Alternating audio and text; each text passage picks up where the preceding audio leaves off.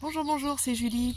Alors je fais juste un petit ajout à la vidéo que j'ai faite précédemment dans la semaine concernant la prochaine pleine lune, parce que vous allez pouvoir le voir. Si vous ne l'avez pas déjà vu, je vous invite à aller la voir, et puis autrement, eh bien, vous allez pouvoir voir tout de suite qu'elle a été quand même assez perturbée.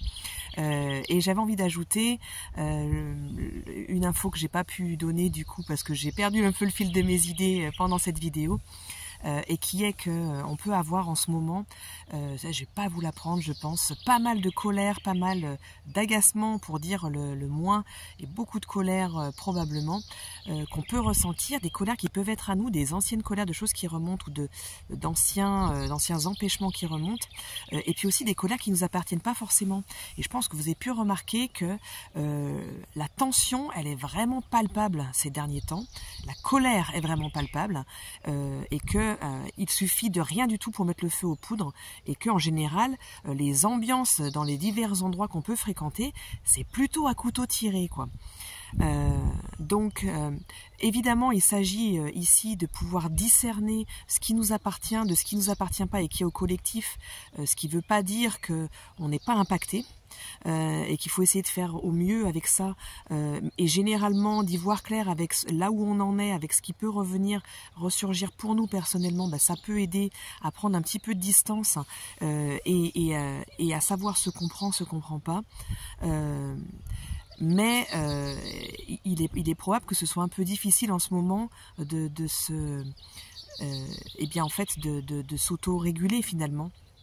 Et de retrouver un espace de tranquillité et de droiture à l'intérieur en permanence en ce moment. C'est quelque chose qui peut être vraiment un peu un défi, parce que on est chamboulé par ces colères à nous de notre histoire, qui peuvent revenir, des colères peut-être qui nous appartiennent pas, qui sont à d'anciennes générations, ou des choses qui sont beaucoup plus vastes et qui concernent en fait complètement le collectif, et dans lequel on est obligé de baigner dedans quoi. Voilà, donc je me suis dit que pour alléger un petit peu tout ça, eh bien, un petit aperçu du tournage de cette vidéo que je vous ai fait cette semaine pourrait faire du bien. Alors je vous souhaite un bon visionnage et je vous dis à bientôt.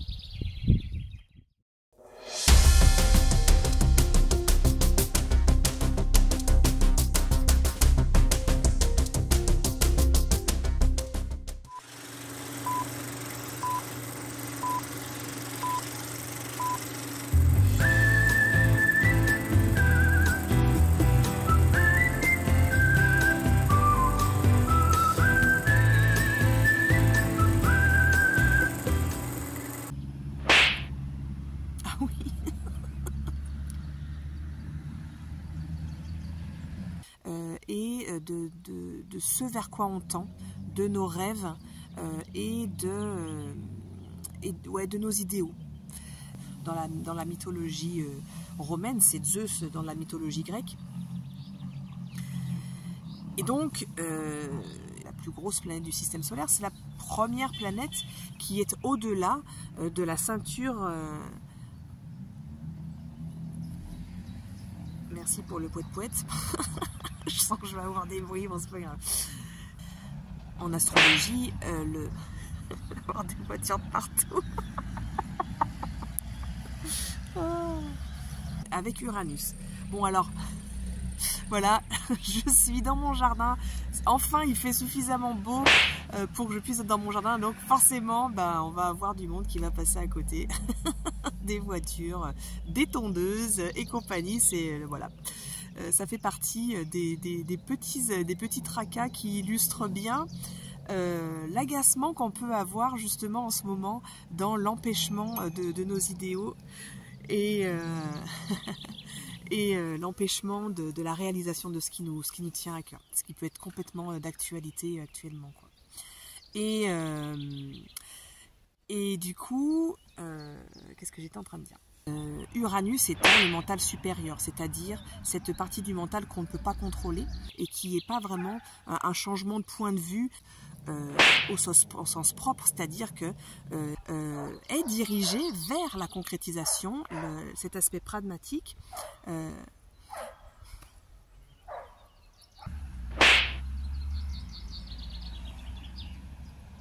De mettre en place ce qui nous tient à cœur, ces idéaux qu'on pouvait avoir et ces rêves qu'on pouvait avoir depuis avec la lune en Scorpion, d'aller revisiter eh bien, toutes nos profondeurs, la psyché, toutes ces parts sombres, ces noirceurs. Et maintenant c'est l'avion quoi. C'est l'hélico même. C'est l'hélico. Bon ben on aura l'hélico aussi. Hein. Voilà. On va passer juste au-dessus. Ce qui peut amener un inconfort et puis aussi pas mal de stress, pas mal de fatigue, de tiraillement, parce que c'est fatigant en fait d'avoir à revisiter